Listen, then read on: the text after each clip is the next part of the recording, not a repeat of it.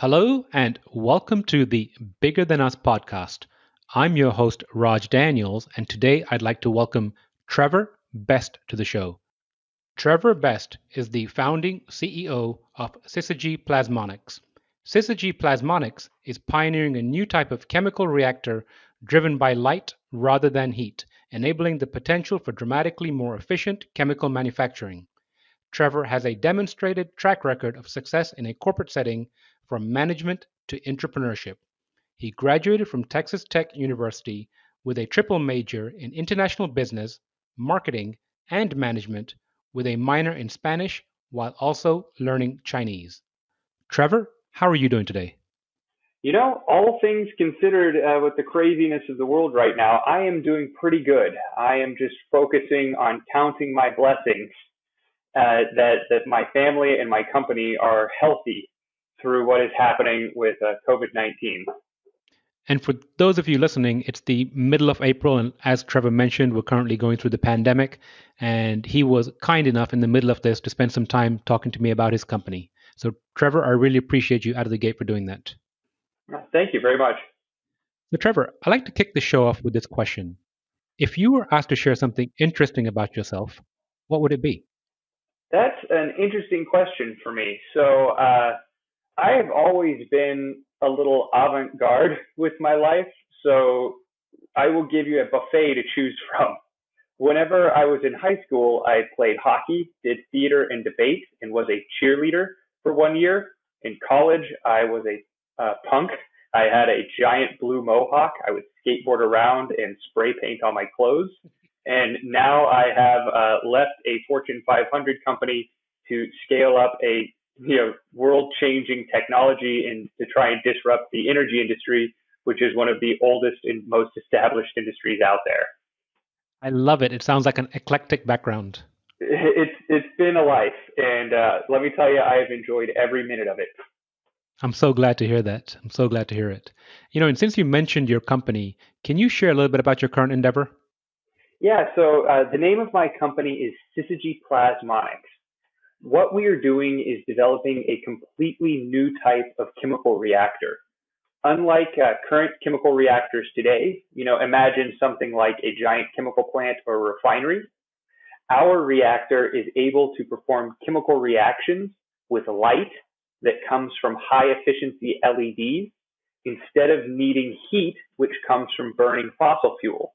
What this allows us to do, it allows us to do chemical reactions, and we are able to energize those reactions with renewable electricity, powering our LEDs, and doing them at ultra low temperature allows us to build our reactors at a very low cost materials and reduce costs.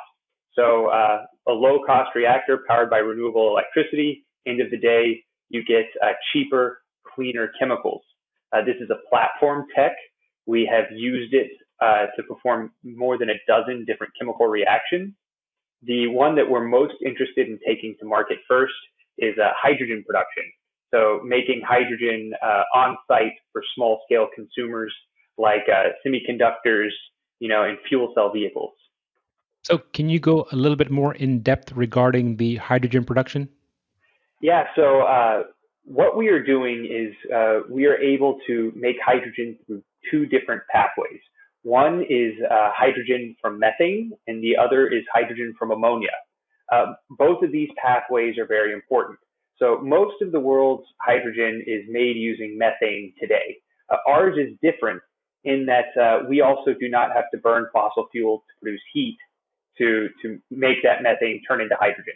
So by using renewable electricity to power our process, we're able to reduce the emissions of hydrogen from methane by about 50%. And the economics of doing this are very, very good. So we see this as a near-term solution that can help the world start reducing emissions from hydrogen production today. Hydrogen from ammonia is equally exciting. And if you're using renewable ammonia, this has the potential to be completely carbon-free. You can't buy renewable ammonia yet, but we anticipate that it will start hitting the market around the middle of this decade. So we view this pathway as a more long-term solution, something where we can get hydrogen for no emissions at all. So start near term with hydrogen from methane, reduce costs and emissions. Long term, go into true zero emission hydrogen for industrial users and users like fuel cell vehicles. Appreciate you sharing that. And without giving away too much regarding your technology, can you give an expanded example of how that light works to do that? Yeah, so let me tell you a little backstory about the company and how we got to where we are today. And so there are two professors at Rice University. They are Professor Naomi Hollis and Professor Peter Nordlander. And they have been researching a field of science called nanophotonics for about 3 decades. So nanophotonics is the study of how light and matter interact at the nanoscales. So they make these very tiny nanoparticles.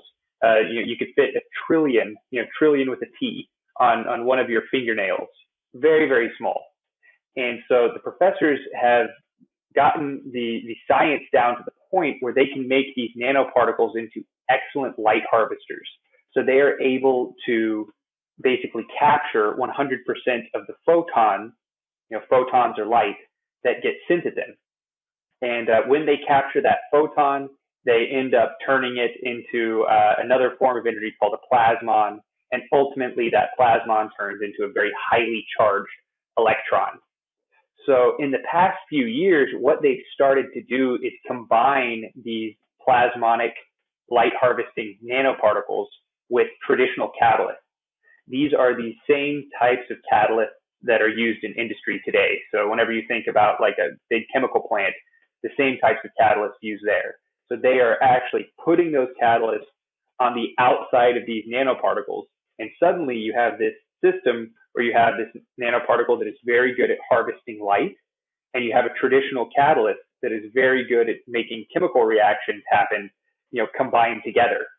And what it has done is created the world's most stable and active photocatalyst. Photocatalyst is a material that uses light to catalyze chemical reactions. Our photocatalyst is many orders of magnitude more stable and more active and more efficient than any other photocatalyst to date. And so I mentioned those things because those are all very important from a chemical engineering standpoint. Because it is able. Go ahead. I was going to say, I really appreciate you sharing that, but keep going. Yeah, so I mentioned those because they're very important from a chemical engineering standpoint.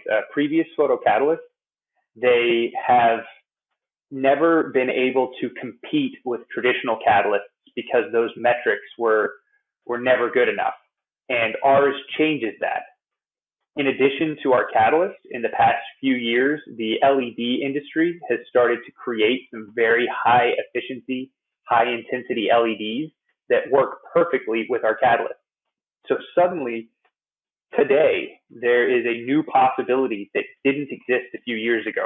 One, we have the catalyst material, which is able to use the light to do chemical reactions. And two, we have the high efficiency light to supply that catalyst with energy. And those two things have only come about in the past 24 to 36 months. And we are at the absolute bleeding edge of human knowledge in this field and working to bring it to industry to help people make cheaper, cleaner chemicals using renewable electricity. So no, it's interesting you say that because Peter Diamandis just released a book recently, and it's called something along the lines of "The Future is Faster Than You Think." And the key takeaway from that book is the convergence of technologies. So it sounds like to me that serendipitous moment, the convergence of technologies, is something that you're leveraging right now for your technology. Very much so. Like if one or the other had been, if we were trying this 5 years ago, and like let's say the LEDs were developed earlier or the catalyst was developed earlier, our technology wouldn't have been possible because the other wasn't ready yet. And it's quite amazing actually, because what we're finding is the examples I'm giving are still pretty high level. There are a lot of other technologies that we're leveraging right now, like for example, 3D printing. And we're finding that like 3D printing is right at a point where we can make structures that we weren't really able to machine before, and that's helping us out. And so there are a whole lot of technologies that are just now hitting the fore that that we're able to utilize to accomplish our goals. And it's, like you said, serendipitous. It's kind of an amazing experience. It is. And you mentioned 3D printing, and just this morning I was reading an article regarding perhaps now is the time for, additive manufacturing, considering the situation we're going through right now and the factories having to shut down, but yet we need certain goods. The conversation was around ventilators, I believe. So, perhaps 3D printing is seeing its moment right now too.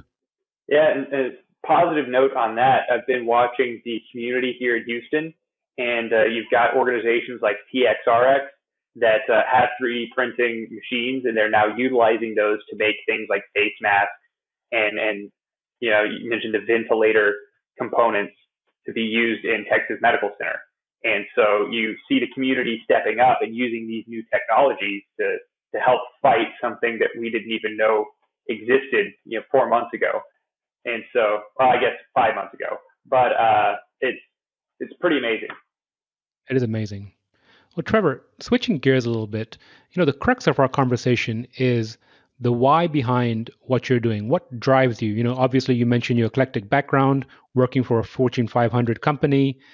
You have opportunity cost for doing what you're doing. What drives you to currently stay with this endeavor?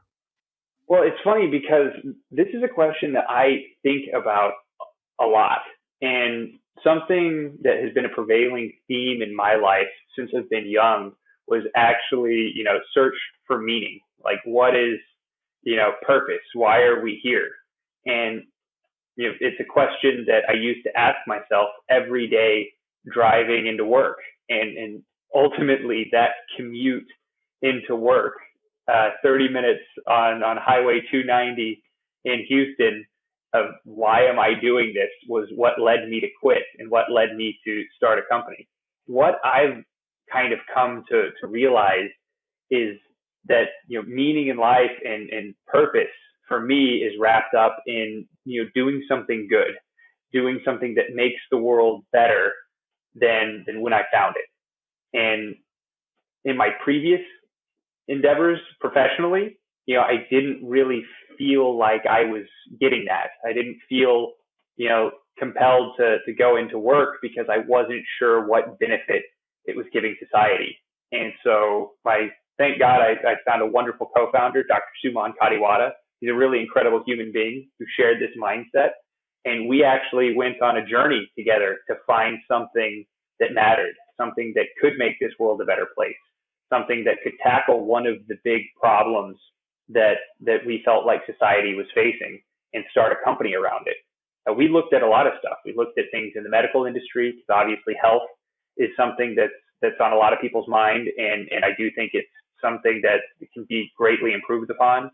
But climate change is another big one. And so we wanted to find something that could kind of help disrupt the status quo and make the world a place that we're proud of. Because it's time for change. We can't keep doing what we've been doing for the past 100 years without some pretty serious consequences. I appreciate you sharing that. Pushing on the journey a little bit, for someone that might be listening right now who wants to go on a similar journey or has similar questions around meaning and purpose, can you perhaps share some tactical steps that you and your co-founder took to, go down that journey or your exploration? Absolutely. And what I'm going to do is start with the individual first. And so the first thing that I think anyone needs to do is sit down and think really hard about what matters to them and the things that they love and what it is that they want to do with their life. I see a lot of entrepreneurs who go after something shiny without really thinking about their own internal purpose. And usually, whenever you get in a year, 2 years, 3 years into the battle, whatever it is you're working on isn't shiny anymore. It is ragged and war torn, and only through sheer force of will can you get it across the finish line. And the people who started with purpose, with something meaningful, are the ones who can find the strength to get it there. So, go look in the mirror for a little bit and ask yourself, like, what is it that I love and what is it that I really care about? And once you've got a clear definition on that, then start to try and set off in a direction that satisfies that. The second thing is I would always recommend don't go it alone. If you can find someone in your life to help support you, it could be a co-founder, mentors, especially on the business side. Of course, you need friends and family, but on the business side, try and find business connections that can help support you, because the team is really only as strong as the weakest link. And I'm convinced that it is incredibly hard to make an endeavor successful on your own. And so those are the two things that I started with. One was like, what matters to me? Two was, okay, who am I going to do this with? I found my co-founder, Dr. Kadiwada. And then now we're getting into like the tactical. How did we look at these different technologies and evaluate them? And we came up with a framework. It was a technology, market, and impact. Jokingly, we called it TMI because it was a lot of info. But we would start by looking at the technology. Is it ready to commercialize? Has it reached a point where there's some possibility to it? Is there defensible intellectual property behind it? What does the IP space look like? Is it actually world changing, or is it just iterative? If you go read a bunch of academic papers, you'll find that many of them are iterative and do not greatly improve on something that was discovered 5 years ago or 10 years ago. But a select few are truly groundbreaking. And those are the ones that we wanted to focus on. And also make sure, like in the IP landscape, that there's not too many people who would try and sue us out of existence the day we get started. Then the second one, market. You talk to customers. Is there product market fit? If you turn this into a product, what do the economics look like? Building out economic models. Try and work out the unit economics. If I sell 1, 10, 100, 1,000, what does it look like? Talk to customers. Will people actually buy this? Does it produce value? And get a good feel for whether or not there's potential to sell this technology whenever it reaches its end state. And then finally was the impact piece, and that was based off that personal purpose. If we don't have something that's creating a positive impact, then I know I'm going to lose interest in it pretty quickly. So we developed some frameworks to assess, like carbon emissions reduction, assess the impact on local economies for, bringing our technology in and how it can help, grow jobs. And so through those, we probably evaluated a few dozen different technologies. There were a couple that made it close to the finish line, but this technology that Syzygy is based on, our photocatalyst, man, we just kept trying to kill it. Like, how much does it cost to scale up? How much of the catalyst can we synthesize at one time? What's the one single pass yield? What's the efficiency? We just battered it with every question we could, and it just wouldn't die. And so after about 8 months of extreme due diligence, it's like, oh, I guess this is the one. It's time to quit our jobs and learn how to fly. And that's a whole nother story there. Well, and I appreciate you getting to that point, and thank you for sharing that framework. It's extremely useful. But that point you left off with, the point where you make the leap from security into uncertainty, what did that feel like? And how would you, it's hard to give advice generally. And one of the questions I like to ask is, advice for the audience. But how would you suggest someone might navigate that leap? And, at what point do you feel like, perhaps for yourself, were you comfortable enough to make that leap? So there's a balance. And I love the 80-20 rule. Whenever you're about 80% ready, it's time to go. Mm-hmm. You need to focus on mitigating your biggest risks. Like, for example, right now might not be the time to open a bar. In the middle of the COVID-19 crisis, where people are still under shelter-in-place orders, it is probably too much of a risk to open a bar at this moment. And so you need to use some common sense and try and mitigate some of your bigger risks. Like, whenever we talked about the market, work to understand product market fit and build out the, revenue models to make sure that if you scale, you can actually make money later. But once you've been doing that for a pretty significant amount of time, a couple months, and whatever it is you're working on, whatever idea, is holding up to all these things, and through work you can find ways that you can see it make money, then it's probably time to make the leap. I've known a lot of people who really want to, but they want to get to a point of like 100% assurance that it's going to work, and that'll just never happen. there's never 100% certainty, but once you hit about 80%, yeah, time to fly, go for it. I like that 80% time to fly. So speaking of the assurance and time to fly, what are some of the biggest lessons you would say you've learned on this journey? Oh man, get a good lawyer.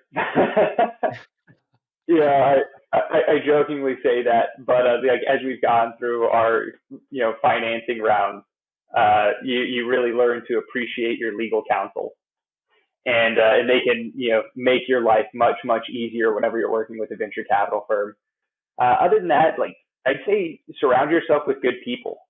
There's I can't say enough about how important it is that you surround yourself with the right people, and that's people who really like believe in your mission, who are doing these things for the right reasons. And we've been incredibly lucky. Like I mentioned, my co-founder, there's no way that Syzygy would be where we're at today without Dr. Kadiwada. Having somebody that I can count on in any situation, who I know will get the work done and do it right, is immeasurable. And also our other co-founders, Professor Nordlander and Professor Hollis from Rice University. Again, they're two of the most esteemed researchers in the field. I'm so gracious that I get the opportunity to work with them. And I know there's probably a question about, well, how do you meet the right people? It's a lot of blood, sweat, and tears. You got to go network. You got to go knock on people's door. If there's somebody you can call, don't wait till tomorrow. Like, call them today. And if somebody won't give you the time of day, well, then they're not the right person for you. There's tons of fish in the sea, and there are tons of great people out there. If you focus on, like, going back to that purpose, like doing the right thing and doing good for the world, you'll find other people who can align with that mission, and surround yourself with those kind of people, and you'll be amazed at what can happen. Trevor, I really appreciate you sharing all that, and loaded with advice and words of wisdom. This has been a fantastic conversation. Is there anything that we have not explored that you'd like to talk about or share before we go? On a final note, I would just like to say, climate change is scary, and it is a big problem that's facing the world right now. But I'm actually more optimistic about the future in regards to climate change than I ever have been in my entire life. Through this journey with Syzygy, I've had the pleasure of meeting so many great entrepreneurs who are fighting this fight. Through our investors, the Engine, you have groups like Commonwealth Fusion, Via Separations. These people are committed, driven, focused on doing the right thing. And I think that there is enough energy and enough capital out there in the world that we're going to get this done. It's going to be a bumpy road for the next decade, but I am genuinely optimistic about our prospects come 2030. And I do like to end on that positive note. Well, I guess for those of you on the fence regarding, what to do about climate change, if you're 80% there, then it's time to take the leap. Would you say, Trevor? I would agree. Put some thought into it, mitigate your risks, but don't be afraid to take the jump. Well, I really appreciate you, Trevor, and I look forward to catching up with you again soon. Awesome. Hey, thank you so much, Raj. This has been a pleasure. Thank you. Thank you for listening. And if you like what you heard, please give us a rating and review at Apple Podcast. Bigger Than Us is a Nexus PMG production.